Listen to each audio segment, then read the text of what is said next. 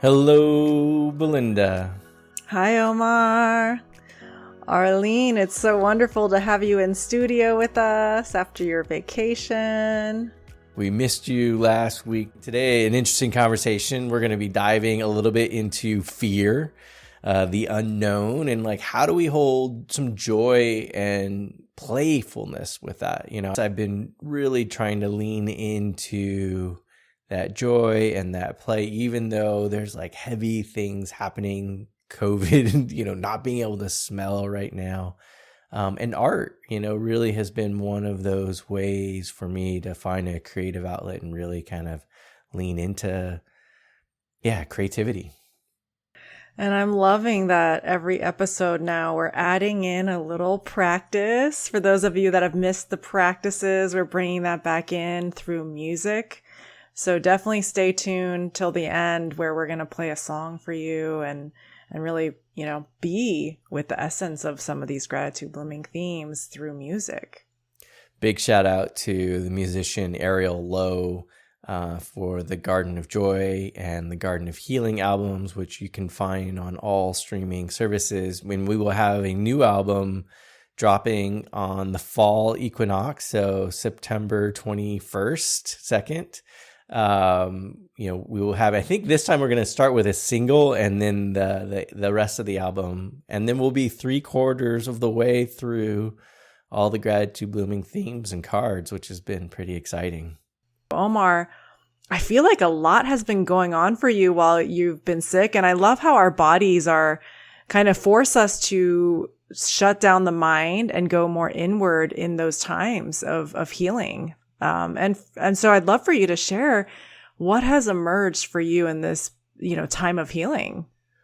I don't remember what day it was of COVID-ness, but literally like this poem kind of came to me and I just like reached over to my journal and grabbed it. If I were to show you the actual writing, you'd be like, how do you even read that? Because I was like in a almost dreamlike state.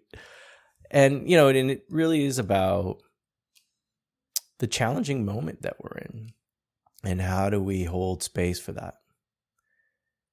It goes, hello, failure. I am not failure. I am life. Life is creation. All that is, including you, failure. Death is not failure. Death is not living. Living is not about success or failure. Living is the smell of a budding rose. Living is the taste of a homegrown strawberry. Living is the embodiment of possibility shared. So what is that transition that you feel like you're in right now? What is the fear, would you say, for yourself, Omar? I think it's letting go of like the traditional kind of conventions of what success or failure really looks like, right? Like, I feel like we are in such sort of economic turmoil, political turmoil, social turmoil. There's so much challenge that we're facing that's so pervasive in our society, and like we can't ignore some of these challenges anymore. And so like kind of coming back to creativity of like, okay, how do we literally co-create new paths forward? I really appreciate you being so real in this moment, because I feel like this is the part of life that's the hardest, is this like great unknown. And, we've talked in our previous podcast episodes about climbing mountains and, what's the next mountain that to climb. And I feel like right now you're in the void of like, the past is no longer the present and the future is possibility. But how do you navigate the future in a new kind of way, like with play and joy? That is a paradigm shift, right? Our dear friend Alex Dorsey, she recently gave me a book around change management and really like how do we handle transitions? And in this book, it really describes 3 parts. The first part is letting go. So you begin with the end, like how do we actually acknowledge what is going away? Then there's sort of a space of neutrality And then we can actually start talking about like, how do you effectively transition to what is yet to come, right? And what does that sort of future possibility look like? There's another kind of model called the J curve, which is like when change happens, it's not nice and linear and moving up. The J, they actually things get worse, right? It drops down. And this is why we resist change, because we're like, oh my God, things are getting worse. Things are more difficult. And then, if you can manage through that difficulty, then it shoots up, right? And then that kind of creates the change. But we want to resist that because we don't like failure. We don't like, not winning. Like, who celebrates losing, right? We don't celebrate, but we are in a period of loss. And so how do we actually acknowledge those losses? Like, how do we acknowledge those challenges? And can we, really aspire to do that with some joy, right? Like with curiosity, even though there is pain, there is suffering, like, how do we do that? And I don't have the answer, and I think that's what's really beautiful about getting to co-create with you, is that we're like, hey, look, yeah, there's traditional models of like influencer podcasting, and like, we're going to generate a ton of emails and ton of content and create a subscription program. And, and it hasn't been that for us, right? Like, it really has been about what's the inquiry, what's the questions, how do we listen, right? Because I think this is something that you, Belinda, talk a lot about, which is like, how do we not recreate the mess either, right? Like, in the urgency to create change, not just replicate it. And so, I'd be curious, how this process has been going for you. Well, we're, preparing for that next October live podcast event with the National Center for the Preservation of Democracy. And it's been so interesting, how do we even partner and collaborate with others around, holding space right now for what is unclear. We know that there's so much that is falling away. There's so much of the old paradigms that are not working. And there is this sense of like division that's very present in this time of the downward spiral, as you describe, Omar. And I really appreciate that we have these partners in collaboration where we can actually just be like, I don't know what the answer is. And so then how do we hold space in the face of the unknown and really play with the unknown in that way? Because it is scary to not have an answer. But isn't that the most honest truth when you're in change, especially collective change and cultural change like we're in right now, is what do we need to hold space and to name what's coming up in that? And oftentimes I think fear is the first friend that we have to, make peace with. It's like, oh, my reaction and my clenching in my body is like, I want to have an answer. I want to have a plan. I want to have the goal like clear. And we're literally stepping back from that and saying, okay, we're not going to just move forward to have the answer so we can feel a little bit more comfortable. So it's like, now we're going to just lean more into that unknown and playing with that unknown even more. And that becoming the theme of our gathering in October is, how do we be with our fears, which is really edgy. Like, who wants to like talk about that? Who wants to play with that? I mean, yet it is ever present. And Arlene, as an artist, I feel like you're always kind of in that world. So many artists become masters of this like play with the unknown. And so I'd be curious what metaphors are really present for you right now in helping you kind of be with that. Not trying to change it, not trying to fix it, but just being with that, and that being the creative fuel for your work. Yeah, I feel really interested in this concept of fear and creativity. I think fear is a killer of creativity, and in particular, and I think the reason why fear feels so present when I heard the poem, Omar, that you wrote about failure. Fear of failure is like a killer of creativity, right? Like, if we become I think fear is a killer um, of creating anything. And so I think that's a really interesting topic to talk about. So, and I like that description you said, Omar, of the J curve, right? Like things are going to get worse before they get better. And I feel like that's such a great way to describe the creative process, right? Like if you often feel it going down before it gets worse, and if you're not willing to stick around for that ride, you're going to miss the up curve.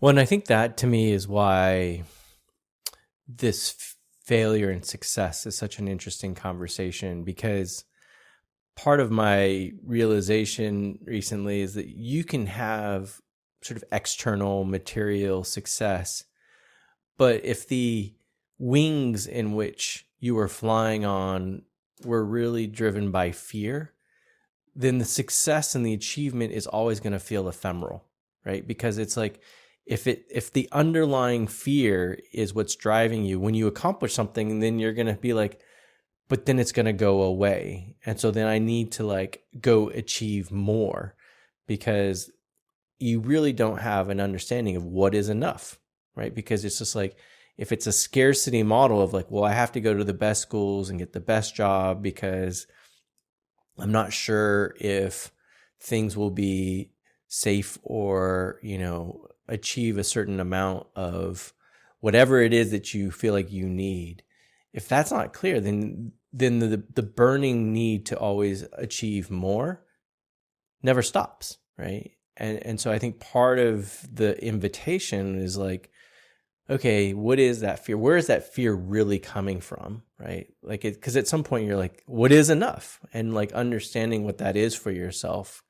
And so it's been an interesting sort of inquiry to like hold space for. And I feel like you're reading a book right now that is all about like how we reimagine how we hold space for these things. One of the tools I think I use in my own creative process about, how do I deal with fear, and there's this great book that I've been immersed in. It's by Gaston Bachelard, and it's called The Poetics of Space. And the thing on the back cover, the quote that really caught my attention is, he writes, and this is from the book, "The house shelters daydreaming. The house protects the dreamer. The house allows one to dream in peace." And so I feel like this metaphor of the house, I think this is a good one for anyone in a creative practice, or, really in the creative practice you need to live, right? Is, what house are you building to protect your dreams? I feel like the metaphor of fear in the house is, he uses this metaphor of a storm being, something that the house can protect us from. So, you think about all the storms that we can experience in life, right? Like what house have you built to allow you to protect your dreams? Here's the passage that describes the house's human resistance at the height of a storm. "The house was fighting gallantly. At first, it gave its voice to its complaints. The most awful gusts were attacking it from every side at once, with evident hatred and such howls of rage that at times I trembled with fear. But it stood firm. From the very beginning of the storm, snarling winds had been taking the roof to task, trying to pull it off, to break its back, tear it into shreds, suck it off. But it only hunched over further and clung to the old rafters. Then other winds, rushing along close to the ground, charged against the wall. Everything swayed under the shock of this blow. But the flexible house stood up to the beast. No doubt it was holding firmly to the soil of the island by means of the unbreakable roots from which its thin walls of mud-coated reeds and planks drew their supernatural strength. The house clung close to me like a she-wolf, and at times I could smell her odor penetrating maternally to my very heart. That night, she really was my mother. She was all I had to keep and sustain me. It's a good reminder of what we're here to do with gratitude blooming. You know, it's like, how can we build a house that's strong and rooted enough to contain the multitudes of all the emotions that we feel collectively in our lives and in our communities and even on the planet to that scale. And when I heard you read this excerpt, Arlene, it made me feel like we have no control over what happens with the storm. You know, like there's so little we each have control over in that. But what we do have control over is standing in our center in the face of that storm. And so what do we need to feel like a force of stability internally and together? And that's really what I've been appreciating about these moments, to just, struggle through, not knowing, like, what does that then look like for gratitude blooming? Because we know we don't want to just repeat the same models that exist. Like, we have to feel it in our bones that this is fun and playful and joyful and meaningful for us. And so there's just a lot of closing of doors and trying to feel our way through the next door that opens a lot of times, which is extremely uncomfortable. I think my biggest fear is taking a stand for something I believe in and being the only person that opened that door and being completely alone in it. I think that is my version of the fear of failure, Omar, that you named, is being alone in this type of world of like seeing the possibility, dreaming of the possibility, but then I'm the only one that's in that room, in that house, and that's really sad and lonely. And so that's probably my biggest fear right now, is taking that next step and being alone. What fear do you have, Arlene? I think that Belinda framing that so well. Now you piqued my curiosity to name our fears. I've been doing a lot of healing work over the past few years to identify fears and just not be affected by them. So, I used to have a lot of fears around speaking in public, like doing this podcast. I mean, performing piano used to terrify me, so I feel like I have fears like that, but like big fears, I'm really not sure. Yeah. How about you, Omar? I don't like failure. I like winning, and I think, but part of it is I've now learned that just winning alone isn't actually enough either, right? That it's how we live. And then you realize that life's not, this is what we make of it. And so even if you sort of like, oh, this is the house I need, the job I need, the blah, blah, blah, blah, blah. At some point you're like, okay, you can have all those things and it's still not enough. And so then it really sort of invites a different sort of question of like, how do I really kind of move in the world in a different way? And I guess I appreciate, Belinda, what you said, like maybe you can't control the storm, you can just control how you are in it. And I guess part of my bias is like, well, how much of the storm can you shape, right? Like how much can, we have a conversation around empathy and democracy. Like democracy feels big, but I feel like if we don't engage in that sort of bigger conversation, we're missing sort of an opportunity, and part of this story also, just reminds me, of when I was in finance and it was 2008 and it was a terrible economy. And I'm at the intersection of the two worst sectors of finance and real estate. And I remember one of the managing partners was like, hey, Omar, just keep your head down. And in a storm, any port will do. So he was like, don't rock the boat. Just, keep your head down and weather the storm. And I was like, look, I'm not a, sailing expert. But my understanding is that sometimes the best thing for a boat to do is to actually go out to sea.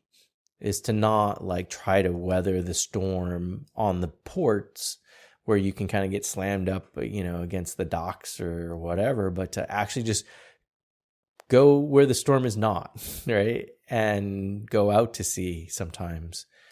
And so that was really how I, however many years ago that was now, like 15 almost years ago, kind of was like, no, let me face the storm by actually going out to sea. I think now it's an interesting question, is more inward than outward, of like, what does that look like? I'd be curious if we pulled the gratitude blooming card, as this question of like, how do we face fear? What would come up? Or maybe the question is, what kind of house are you building?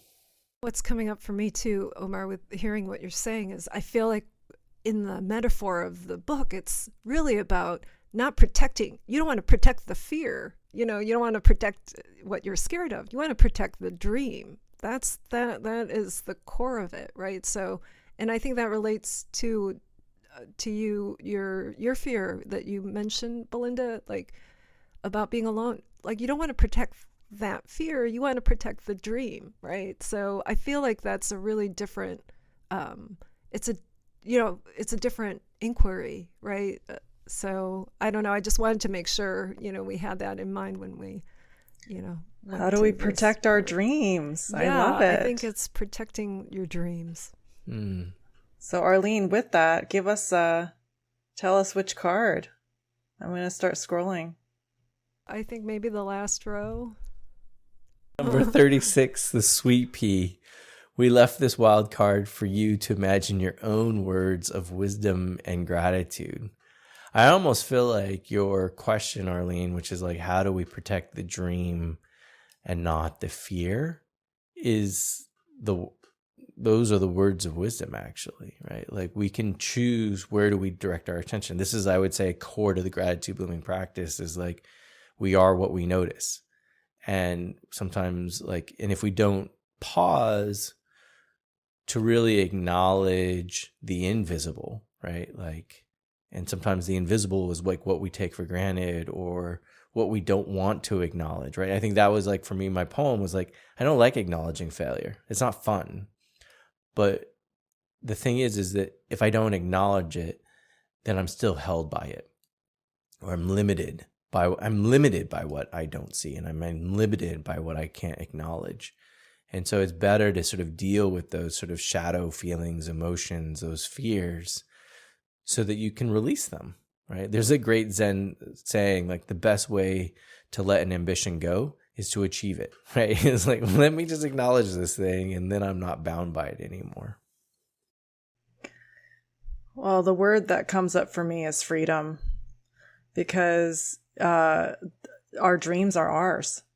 There's nobody that can take that away from us or control that. It's ours. And when I think about the sweet pea and how it grows on the land, you cannot pull that thing out of the ground. It is so rooted in it, in what it's planted in. And it grows around, and it's wild, and it is free. Like, you can't tell it what to do. It is going to just do what it wants to do.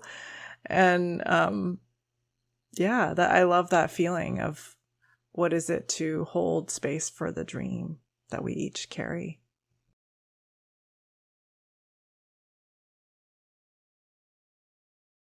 And maybe that's where the play comes in too. Maybe the playfulness, like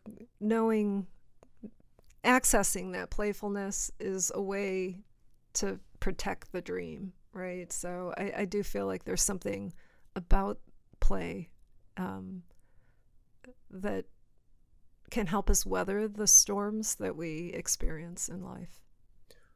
And as soon as you said that, Arlene, the image of dancing in the rain came to me, right? Like, so even in a storm, what are we going to do? Do you like hunker down and, like, I gotta get the umbrella, and I gotta get like the Gore-Tex, jacket, and I gotta get like the boots, and I gotta like, am I like fortressing against this thing?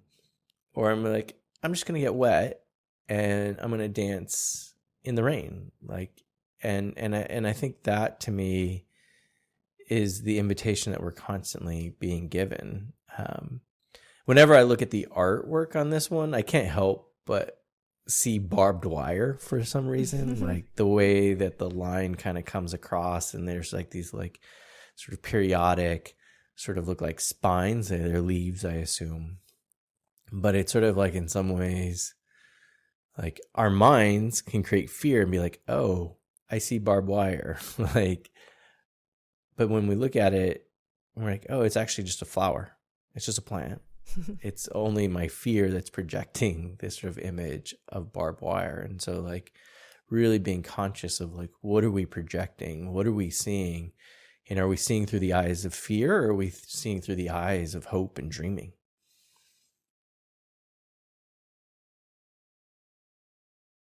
Beautiful. Do we feel like we need to want to pick another card for our listeners, or is this kind of the card? I mean, this, to me, every time we get a wild card is almost an exclamation mark of like, lean more into that wild unknown. You know, like we can't think our way out of where we're at right now. We have to feel our way through. Yeah, I feel like this is a good card for the community as well this week. Let's go with the wild card. Perfect. So what is the song that we're going to play for our listeners as the closing practice inspired by the sweet pea? Omar, I know you've been really listening to the Gratitude Blooming albums as a way to really feel your way through the kind of edges of this unknown time that you're in, of releasing what your mind has, been so good at. It's like surrendering to the dreaming more with your heart. So let's see here. I'm trying to remember if we have the wild card. So let me just pull it up here. So in the Garden of Joy, we have, yes, we have the Tiger Lily wild card. So how's that for close enough? Sounds good. Here we go.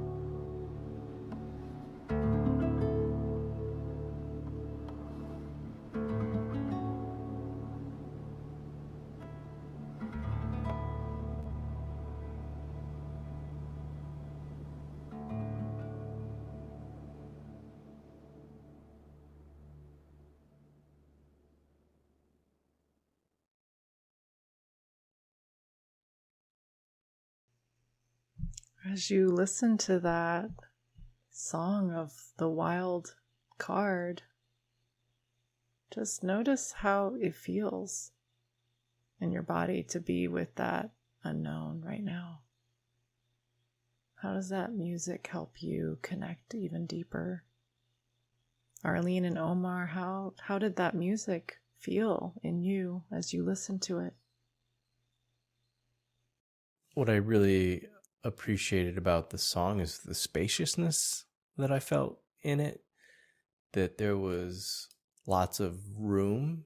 It wasn't like this song that's like filled with a bunch of different elements going on. It had this sort of very like openness and sort of very kind of repetitive kind of rhythm to it, and I feel like that invited me to like make room. There's more spaciousness, and then I think that's what sort of the wild card is about. And I think part of these things is I'm working on this class for Simon Sinek's platform on mastering human connections in the 21st century, and really like, how do we give ourselves room to fail, room to like explore and the wilderness, and that really comes from all the way back in college when I was in Norway at the World Wilderness Congress, and hearing the keynote speaker, an 18-year-old, say that the connection between youth and the wilderness is that both are uncultivated.